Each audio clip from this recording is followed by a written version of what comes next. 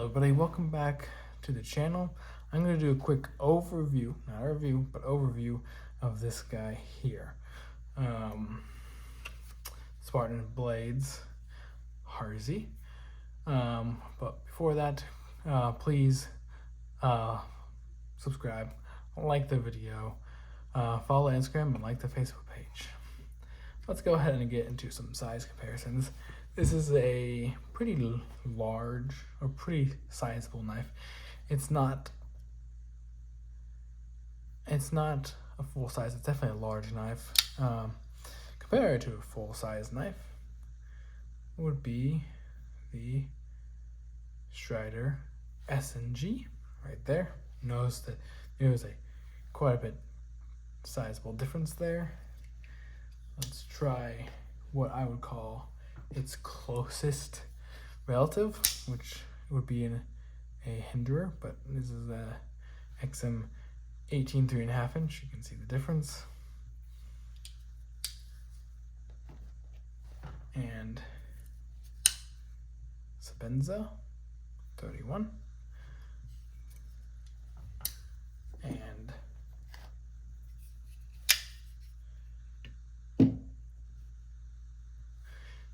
there is your Shaman, Spyderco Shaman. The next one here, which is the 940. There you go. Now, I did a review of, not this one, but of a earlier one. And there's not many changes. There's one. And I can't remember if I covered it in that video. I think I did. But let's see if I can show you guys here. In here, one thing you'll notice, there's nothing, right? No milling, nothing. In the previous model, right about back here, but in the inside, there was an over travel stop. It was an LBS. Just like, you can't really see it, hold on. Let's get something that you can see, actually. Just like this guy right here on the Strider. Yeah, but it was on the inside, which I thought was neat. You know, I thought that was pretty cool that they decided to do it on the inside. They don't have that anymore, at all. There's nothing. And part of that is because the pivot acts as one right here. You can kind of see it, how it goes over that ever so slightly. So they don't really need to double down on it. So I understand that completely. Now, this is a Blade Show 2023 exclusive. The design, it's really hard to like fully comprehend just how nice that engraving is. It's pretty intense. It's a nice bronze color. Everything's bronze on it. I like this a lot. Overall, the yeah, you can do that if you want to. That's the first time I've missed that. I don't do this very often, but you can do it. I tend to just roll out. This, in all honesty, is a mixture between this guy and this guy. It's like if they had a kit, simple, straightforward. It has lines like both of them, but combined. It just does. Similar aspects to all three match up pretty closely. If you just combine the ergonomic lines and just all the lines of these two together, this is what you get. which I don't mind. I actually like quite a bit. And I think they did it in a unique way that didn't seem like they were copying anybody. The good ramp right here, of course. Here, you can choke up a little bit right there. So it's really nice, comfortable, good ergonomics. Not the best ergonomics, but definitely good, usable.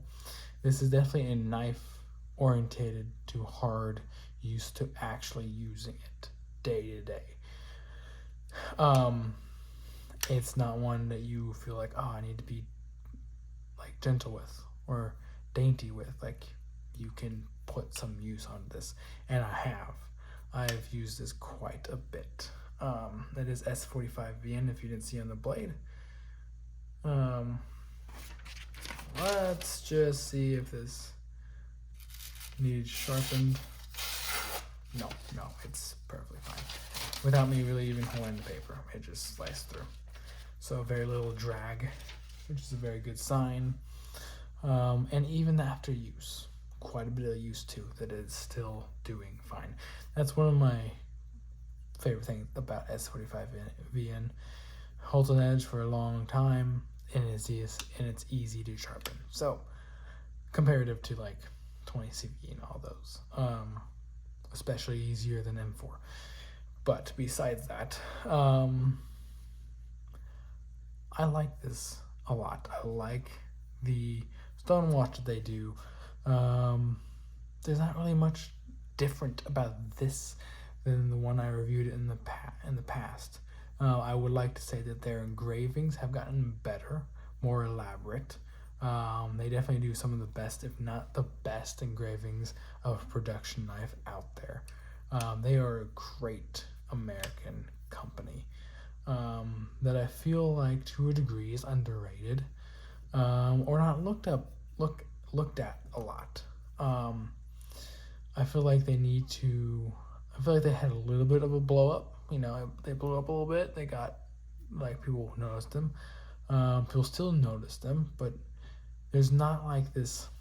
Unlike Hendra and Strider and Chris Reeve, I think this is similar quality across the board. They don't have that following that any of those do. When any of those drop any amount of knives, it's gone almost instantly.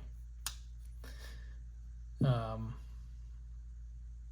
them, a lot of times, some of their stuff just sits. It does sell, don't get me wrong, but I feel like they don't get as much love as they should, and I hope that maybe even this video helps that a little bit. Even if it's a little bit, I do hope this brings some notice to the Harzy and just the Spartan folders in general. They have been well known for a while for their fixed blades, having quality fixed blades, but they have quality folders too. The thing for me is it gets carried quite a bit. It does.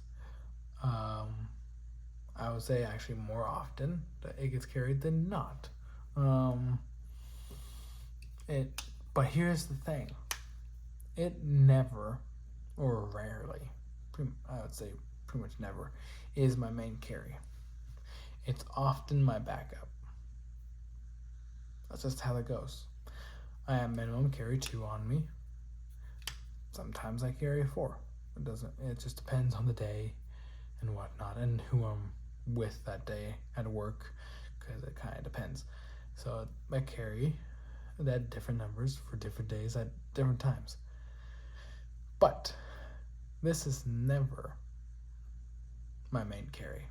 It just isn't. It just isn't. That's the thing. And it's not that it doesn't have the quality, it doesn't have the ability to be a main carry. It does. It's just for whatever reason I gravitate towards other knives, which I think is silly because this is a great knife. I feel like this should have as much, as you could say, gravitational pull to being carried and used as much as the rest of them. But for whatever reason, I don't go and pick it up and like, yeah, this is my main carry today. This is what I'm gonna mainly use. And if something happens for whatever reason, then I'll use my backup. No. It's more like, okay, I have my main carry. If something happens to that, I have a great backup. Actually, a fantastic backup. And sometimes this is better than my main carry, quality-wise and functionality-wise. So that's kind of like one of those things. And I feel like that is the look that a lot of people have on this. Obviously, the people on the Spartan Facebook page and whatnot are super dedicated, and they are the ones that this is their main carry constantly. And they show you constantly the abuse and the things that they can take, and just how well these perform as a main carry, as an EDC, and the ergonomics are pretty great. So it stacks up. It stacks up great compared to Hinderer and Chris Reeve. It just does. It's a solid knife, solid quality. The one thing that people always have an issue with is there's no sharpening choil. Obviously, the one thing I have to say to that is Bill Harsey, the one who designed this, designed it this way for a reason. And I think part of that is because without a sharpening choil, it is easier to sharpen in a way, because you don't get caught up on that sharpening choil. You also don't get caught up when cutting things on that sharpening choil. You just don't, because it's not there. It's not there to catch things. So there's a benefit of not having one. Does the benefit outweigh the negative? That's a good question. Obviously, time will tell. And it's for some people, yes. For some people, no. It just depends. But at the end of the day, this, if you like Hinderer, if you like Chris Reeve, and you like Strider, and you're in that that area, I would highly recommend it, flat out, 100%. For the price and everything that you get, this is 100% a fantastic pickup.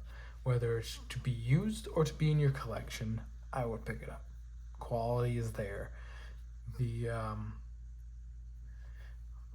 quality is there. The ergonomics is there. The utility is there. Everything that you want in a high-end production knife that is made in the United States for the price that they're offering for is top of the line. It's there. It's just simple. Great pocket clip. Great ergonomics. Great action. Like, here's the reality. This is a lot like a Sabenza action. It's hydraulic. It's smooth. It's not rough. It's great. But can be fast if you need to be. It's not drop shut. But here's the thing. This is designed as a hard use, constant use carry. It's not meant to be flashy. It's meant to be flashy in the looks, that's for sure. But it's not meant to be flashy in the action when it comes to closing. This is simple. That is not needed in a hard use EDC carry, flat out. But at the end of the day, I would 100% recommend this in everybody's collection. At least one, maybe more depending. That's obviously up to you.